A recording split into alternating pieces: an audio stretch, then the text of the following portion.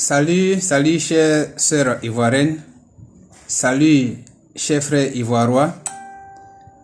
Je viens à travers cette vidéo répondre à la vidéo d'une dame burkinabé qui a tenu des propos au sujet de la Côte d'Ivoire et au sujet même des Burkinabés en Côte d'Ivoire. Et ces propos, je l'avoue, ne m'ont pas plu. Pourquoi aujourd'hui je fais cette vidéo. Et je sais que vous avez déjà vu cette vidéo, vous l'avez déjà écoutée, vous avez aussi réagi, chacun selon sa manière. Aujourd'hui en tout cas, je voudrais dire, comme on dit peut-être mes deux mots à cette dame-là. Je vous fais voir un peu la vidéo. Je vous fais voir un peu cette vidéo-là. Pour ceux qui n'ont pas déjà vu, voici, c'est de cette dame-là que je parle. Je vais répondre au fur et à mesure. Jonathan Morisson. Oui. Viens. Oui. Viens. Le malin des Burkinabés. Quelque part sur la terre du pays des Le hommes malin éternels, des Burkinabés des étrangers en Côte d'Ivoire. il y a une fille qui s'est levée et dit qu'un animal ambulant sans repère comme toi ne peut pas insulter le peuple burkinabé et aller s'endormir comme si rien n'était. Je viens d'abord à ton SMS. Voilà. Voici. Jonathan, Oui. tu dis que Regarde comment elle va répondre aux la Ivoiriens. Côte d'Ivoire n'a qu'à arrêter de clasher le Burkina Faso parce qu'il n'y a pas de comparaison entre Lamborghini et Nissan. Exactement, tu as raison. Mais dis-moi, de quelle Côte d'Ivoire parlons-nous? Est-ce la même Côte d'Ivoire que gouverne le Burkina Faso? Ou c'est une autre Côte d'Ivoire? Déjà à ce niveau, je voudrais répondre. Donc aujourd'hui là, à travers cette vidéo, c'est une confession. Je voudrais, pour ceux qui ne le savent pas, rappeler que quand Alassane Dramane Ouattara mettait les pieds en Côte d'Ivoire, je vais parler des années 90 où nous on l'a connu là. Je me souviens très bien que tous ceux qui disaient qu'Alassane était burkinabé là, ces personnes-là étaient mal vues, on leur répondait mal. Et même certaines personnes ont fait la prison pour avoir dit qu'Alassane Dramane était burkinabé. Je me souviens encore que quand nous disions que Dramane Ouattara est un burkinabé, les mêmes burkinabés disaient que c'était pas vrai. Comment est-ce que quelqu'un peut être burkinabé alors que son oncle est ivoirien ou des choses comme cela? Et je me souviens encore que quand on a dit que Ouattara n'est pas présidentiable en Côte d'Ivoire, lui-même a dit qu'on ne veut pas lui permettre de se présenter en Côte d'Ivoire sous prétexte qu'il est du Nord, qu'il est musulman. Alors que c'était parce qu'il était de nationalité douteuse. Et là, mais ceux qui ont dit même des nationalités douteuses ont été gentils. Ils ont parlé diplomatiquement. Sinon, il n'est pas des nationalités douteuses. Il est des nationalités burkinabé. Il est Mossi et il vient de Sendou. Je crois que c'est dans la région de Banfoura, quelque chose comme cela. Donc là, à travers cette vidéo, cette dame-là reconnaît que Dramane Ouattara est burkinabé. Elle a bien dit dans sa vidéo, est-ce le burkinabé d'origine? Voici. C'est-à-dire qu'elle confesse là que Alassane Dramane Ouattara est un burkinabé d'origine. Et celui qui dirige la Côte d'Ivoire, selon ce qu'elle dit, selon ses dires. Donc là, je voudrais dire une chose. Après cette confession-là, vu en plus l'arrogance, je voudrais dire que les étrangers en général, parce que ce langage n'est pas tenu seulement par les burkinabés. Et ça, j'en suis témoin. Tous les étrangers, surtout ceux de la CEDEAO, ceux de la sous-région, les Burkinabés, les Maliens, les Guinéens, les Nigériens, les Ghanéens, les Togolais, les Béninois et autres, les Sénégalais, quand on leur parle de leur caractère étranger en Côte d'Ivoire, pour la plupart, s'énervent. Et si ils sont énervés seulement, c'est bon. Parfois même, ils t'agressent. Cet énervement va jusqu'à l'agression.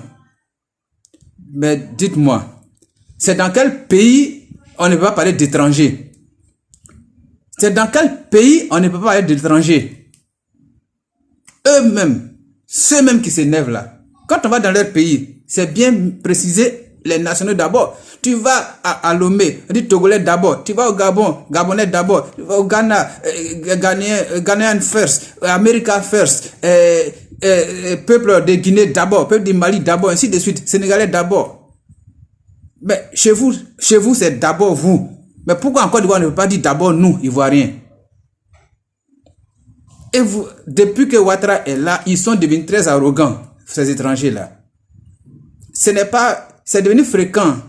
C'est devenu fréquent d'entendre ce langage-là, que ouais, vous les Ivoiriens, vous êtes étrangers dans votre propre pays. Oui, aujourd'hui, ils le disent.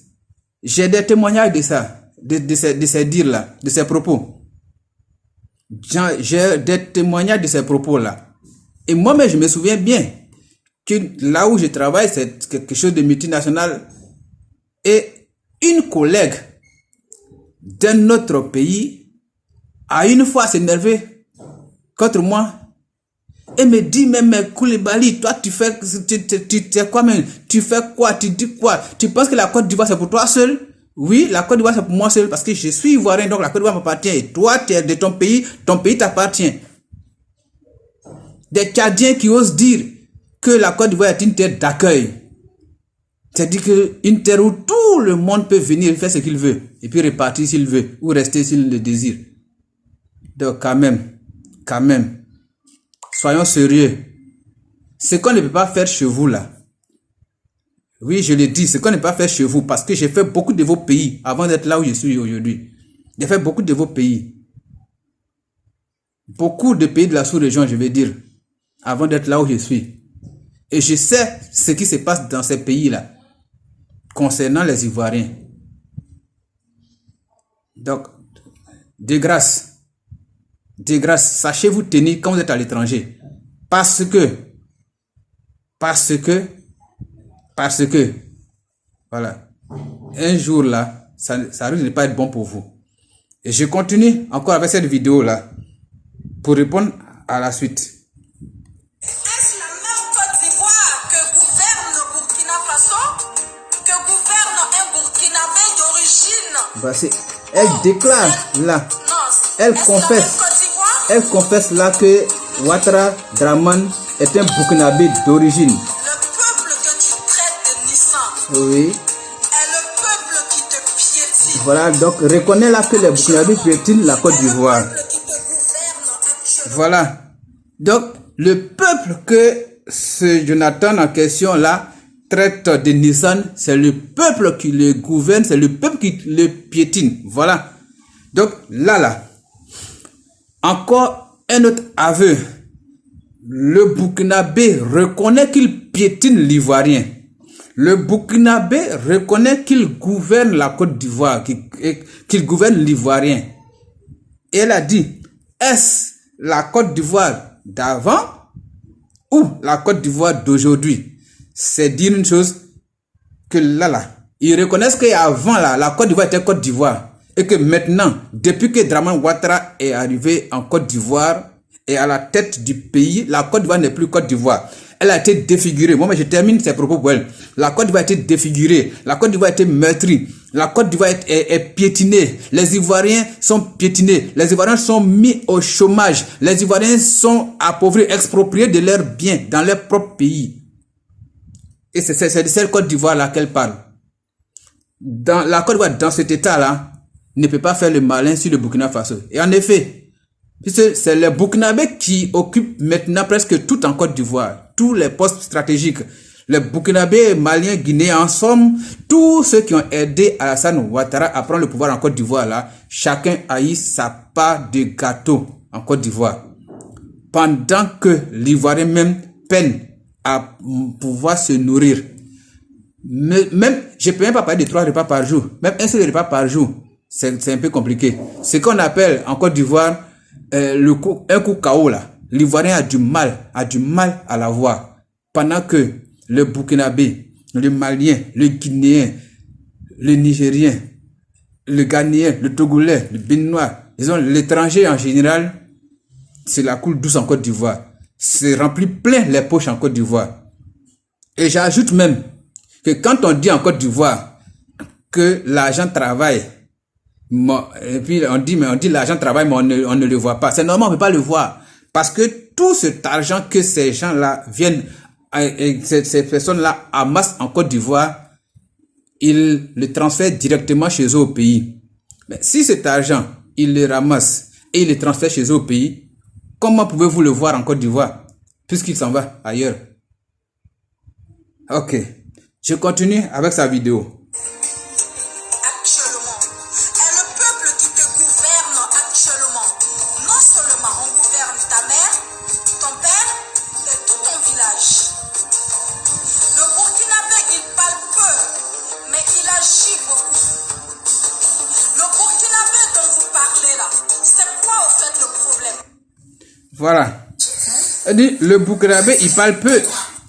Le Burkinabé, il parle peu, mais il agit beaucoup. Oui, c'est pas faux. Le Burkinabé, il parle peu et il agit beaucoup. Et j'ajoute même, en agissant, il est très violent. Il est très violent, aussi violent que le Guinéen, aussi violent que le Malien, aussi violent que le Nigérien, le Hausa. Le Burkinabé, il parle peu et il agit beaucoup. Mais moi, je voudrais aussi te dire, madame, que l'Ivoirien là, il est très patient. L'Ivoirien est très patient. Mais quand sa patience atteint ses limites là, tu ne le reconnais plus. Tu ne le reconnais plus. Et c'est à cela que je vais en venir. Je voudrais en appeler à tous les étrangers qui ont eu, je dis même pas qui ont eu, qui sont venus en Côte d'Ivoire, je dis qui ont eu la grâce de venir en Côte d'Ivoire. Oui, parce que à partir de maintenant là, c'est une grâce d'être en Côte d'Ivoire. Parce que bientôt Ouattara va sortir du pays. Quand je dis sortir, je veux dire, il sera dégagé du pouvoir. Bientôt Ouattara sera dégagé du pouvoir. Les Ivoiriens vont reprendre les choses en main. Et vraiment, ceux qui seront en Côte d'Ivoire là, ce sera une grâce pour eux. Donc, vous qui avez eu la grâce de venir en Côte d'Ivoire, c'est même avant que Ouattara ne vienne en Côte d'Ivoire, la Côte d'Ivoire était pour vous comme la France est pour certains Ivoiriens. Comme les États-Unis, en un mot, l'Occident est pour les Africains. Je me souviens que dans le temps, on disait que au Burkina Faso, celui qui gagne, qui remporte le gros lot à la loterie au Burkina Faso, on l'envoyait en Côte d'Ivoire. Comme en Côte d'Ivoire, on envoyait à Paris, et les Burkinabés, c'est à Abidjan qu'on les envoyait. C'est dire que la Côte d'Ivoire avait une très très grande place. Mais depuis que Ouattara est arrivé, la Côte d'Ivoire est devenue toute autre chose. Mais je voudrais dire une chose. Ne pensez pas que la situation de la Côte d'Ivoire restera telle qu'elle est. Non, non, non, non, non, non, non. Dieu est un Dieu juste. On ne peut pas vous accepter dans notre pays que vous viviez avec nous, dans de bons termes avec nous, pendant que nous avons le cœur ouvert. Nous vous avons accueilli. Moi, je l'avoue, quand j'étais jeune, j'étais encore plus jeune, je veux dire quand j'étais très petit, il y a certaines personnes avec lesquelles j'ai fréquenté, j'ai joué avec elles, je ne savais même pas qu'elles étaient d'une autre nationalité. C'est avec l'avènement de Draman Ouattara que moi j'ai su que telle personne était burkinabé, telle sénégalaise, ainsi de suite, malienne, et voilà. Et on était dans des bons thèmes. Mais encore, j'ai été surpris quand en 2010-2011, ces personnes avec qui on était dans des bons thèmes là, finalement se sont retournées contre nous les Ivoiriens. Moi, j'ai pas manqué de dire à certains que l'étranger n'a jamais aimé les Ivoiriens. Je leur ai dit ça. Ils ont dit, mais pourquoi? Il y en a qui ont dit, mais chef, pourquoi tu dis ça? J'ai dit, oui, je l'ai dit. Parce que c'est ce que vous venez de me montrer. De montrer aux Ivoiriens. Vous n'avez jamais aimé les Ivoiriens. Vous avez aimé la Côte d'Ivoire à cause de ses richesses, mais vous n'avez jamais aimé l'Ivoirien lui-même. La preuve, vous êtes prêts à exterminer les Ivoiriens pour vous accaparer leurs richesses. Les richesses de leur sous-sol, les richesses de leur pays. ce que Dieu leur a donné. Je voudrais vous dire que sachez rester à votre place en tant qu'étranger en Côte d'Ivoire. L'Ivoirien est hospitalier, mais ne l'amenez pas à changer de comportement. Parce que ce qui nous est arrivé là, ça va servir de jurisprudence. Ce qui est arrivé à la Côte d'Ivoire, mon pays, ma nation, ma patrie, va servir de jurisprudence. Et quand la situation va changer, j'aimerais voir le premier étranger qui va dire à l'Ivoirien qu'il est xénophobe. Et par rapport à la xénophobie, moi-même j'ai dit, je suis le premier xénophobe. Si vous voulez, dites que je suis xénophobe. Et je suis xénophobe bien et ça ne va pas quelque part. En Côte d'Ivoire, allez-y sur le terrain.